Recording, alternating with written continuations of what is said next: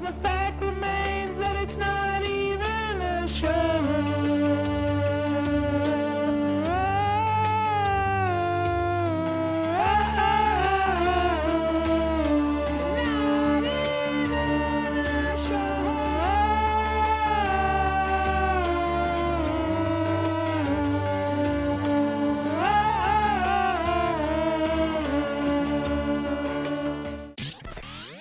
Hey everybody, check your watch.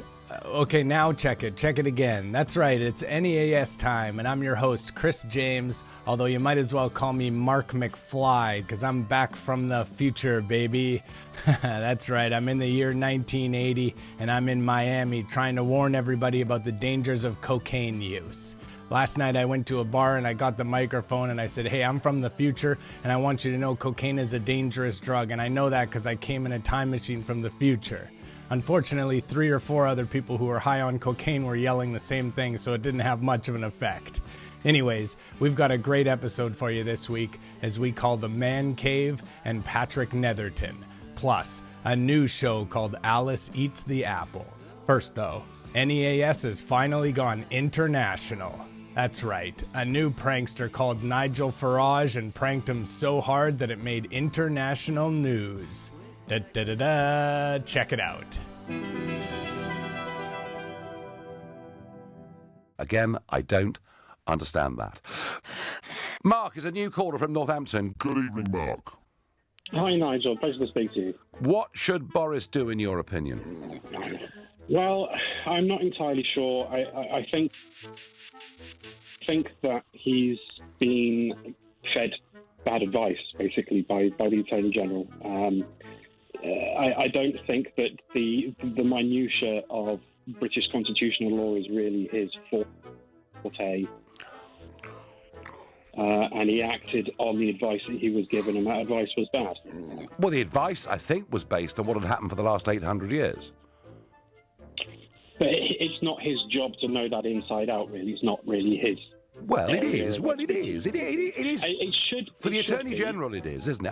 I mean, the Attorney General, you know. The Attorney General, yeah, it absolutely should be. It shouldn't. It arguably should be Boris's as well. But it absolutely should be the Attorney General's job. It is his job one of his many jobs, to feed the Prime Minister accurate information. And on this occasion, he hasn't.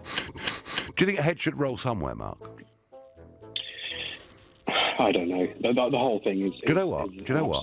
I don't know is, without doubt, the most honest answer that anyone can give right at the moment, because it's very, very difficult to predict the future. Do you feel a bit sorry for Boris, Mark, or not? That's where I've been for the last few years. I've got to say, I'm immensely grateful to you for everything you've done in British politics over the last few years.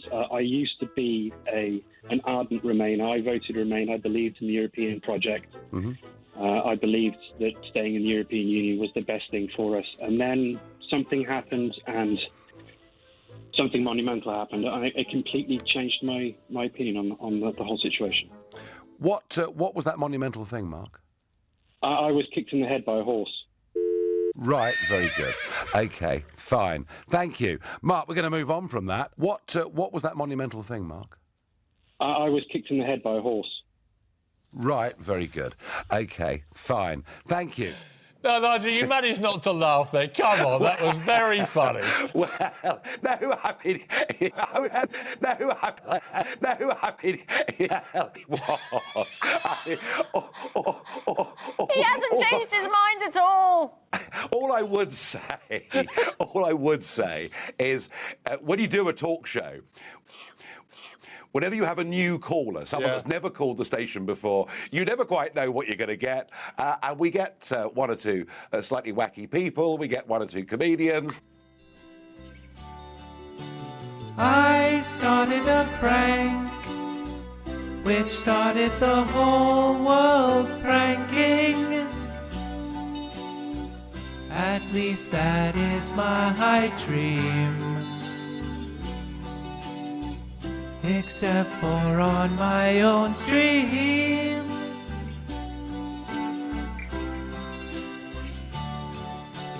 I started to pee, which started the whole bathroom peeing.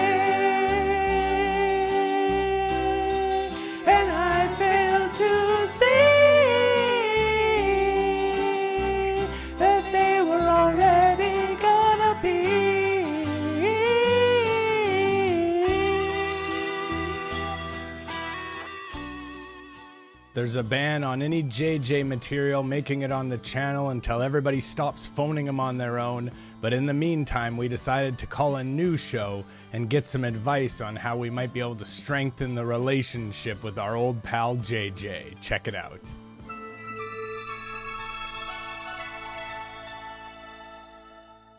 Oh, ding ding, ding ding ding ding, ding ding. Okay, so we have a caller, our first caller ever. Are you there? I don't hear anything. Hello? Who's our mystery caller? Can you hear me? We can Yes, hear you. hello. Oh, that's so good. I was worried there might be connection issues.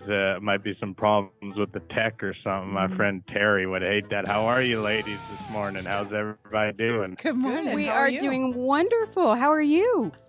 I'm doing really, really well. I wanted to get some advice from you. By the way, you guys have fantastic lighting on your stream. Genuinely. Who looks are we really talking nice. to? Thank you for the compliment. Who are you? Oh, my name's Jason. I just wanted some advice from you.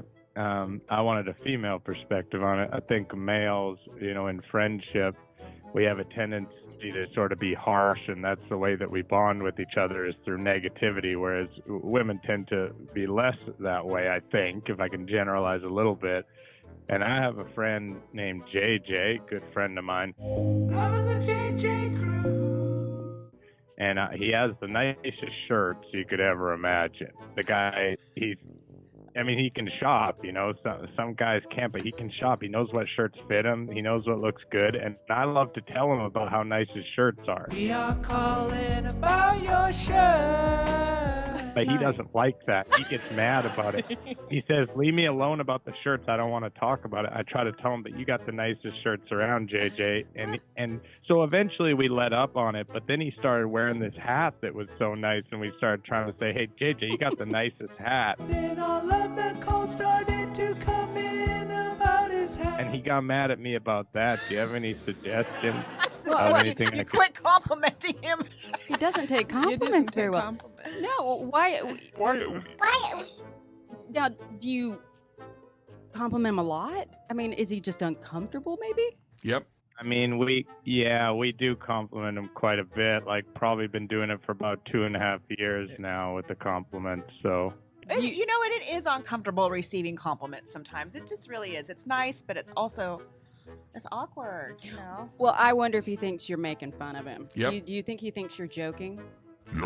yeah, there's a chance he does, because sometimes we'll say to him like, oh, hey, did you hear about this new thing? It was the most beautiful piece of art in the whole world. And then he says, oh, really? Where was it? And I said, it's on your damn body. It's not true.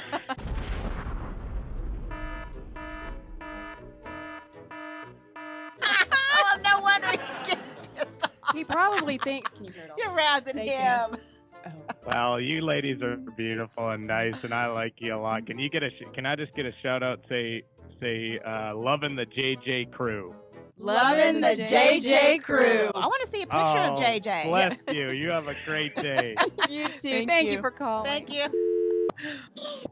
That's funny. That is, what though? But people do have a hard time. Mm-hmm. People do have a hard time taking Accepting a compliment. compliments. Yeah. I know I do. But it comes across in such a fun way. Yeah. Yeah. Yeah. But what I wonder is if maybe he probably thinks they're razzing him. Yeah.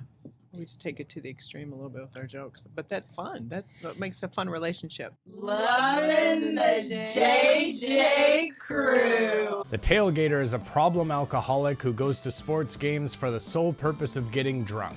He loves calling sports radio shows, and he's called some other ones in the past, but his favorite show is the Patrick Netherton Show, and he called them again this week, and here it is. Check it out. All right, let's go to Gator on line 4. Gator, welcome. Hey, Patrick, what, are you not happy to hear from me? I mean, I'm tremendously happy to hear from you, man. As always, Gator, Rogers is always happy to hear from everybody, Gator. He loves everyone. But I think he especially loves me. I'd like to go out and drink 48 beers with that man.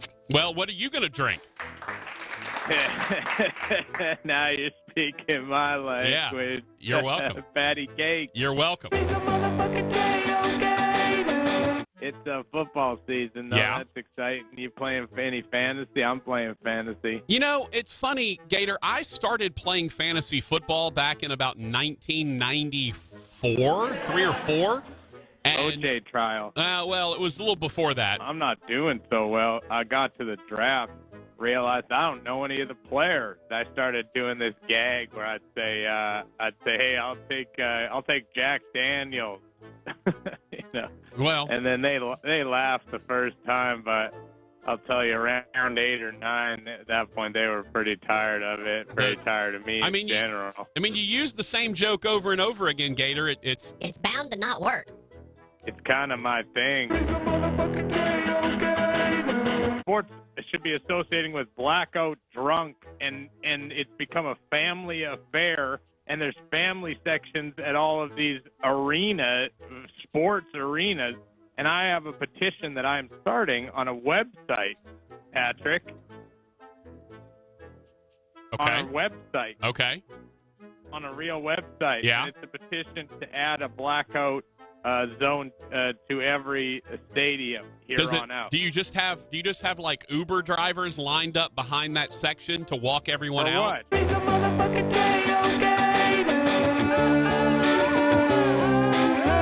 You know, I can advocate for you and Rogers sitting down to have 48 beers, and again, what are you going to drink? But at the same time, I can't advocate for you being blacked out and going and driving home, man. I can't advocate for that. No, you was using the same joke twice. I did. Well, that's because Rogers was out of the room when I did it earlier, so I wanted to let him. I wanted to let him hear it. Anyways, I gotta go. I'm getting surgery right now. I'll talk to you soon. All right, Thanks brother. for taking my call. Good luck. Says he could hit 300 even though he's never played a day. They tried to take his license, he said I never had one anyway. Whenever he goes out and eats, he always makes it tough on Raiders. Doesn't know the rules, he doesn't know the score, he's a motherfucking tailgater.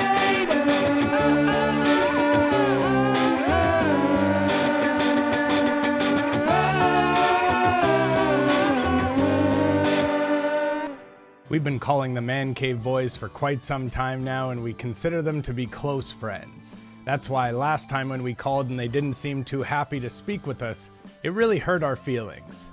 Thankfully, this week they were happy to speak to their old pal Jesse, and we had a great conversation. It was a lot of fun. Check it out.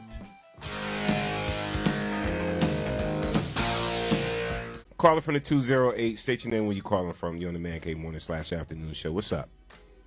Hey, it's the one and only Jesse, your good friend, your pal. What's going on, Jesse? What's up, Jesse? What's good, man?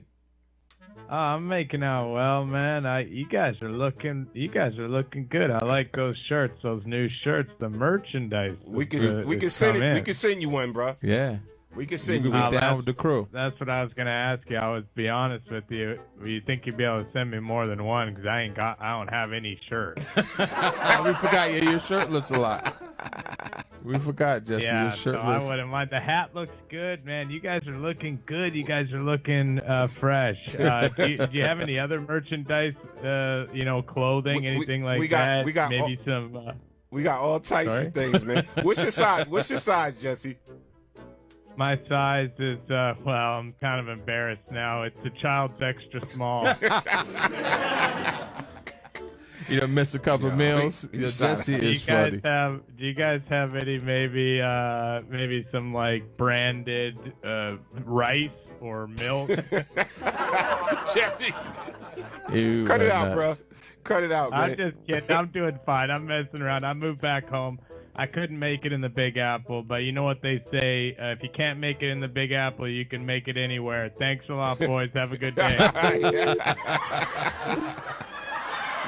You gotta love the listeners, I love Jesse. Jesse is a funny guy. No doubt, funny. And if he was trying to make it in the Big Apple, Jesse, trust me, I understand, bro. The Big Apple is real. All right, everyone, it's not a spelling bee, but that does spell the end for another episode of the Not Even a Show. That's not really that good. We could probably do better than that line. Anyways, thanks so much for watching. I'm hanging out in 1980s Miami. It's basically like Miami Vice, except for the cops aren't cool at all. Cops aren't cool, and I'm not sure why TV shows and movies always make them seem cool. It's weird. I want to watch shows where the cops are not cool and where they suck ass like real life. Anyways, if you want to check out more of this wonderful content, head over to patreon.com/notevenashow. We have the best Knock 'em Dead comedy call ever on that one, as well as a call to a Spanish language show in Belize, and a call to our favorite curmudgeon, Tom Gully. Anyways, in the comments, please sound off with different names I could use for prank people. You know, Tom Pranks, Prank Hill, things like that. I've run out of ideas. Thanks, bye.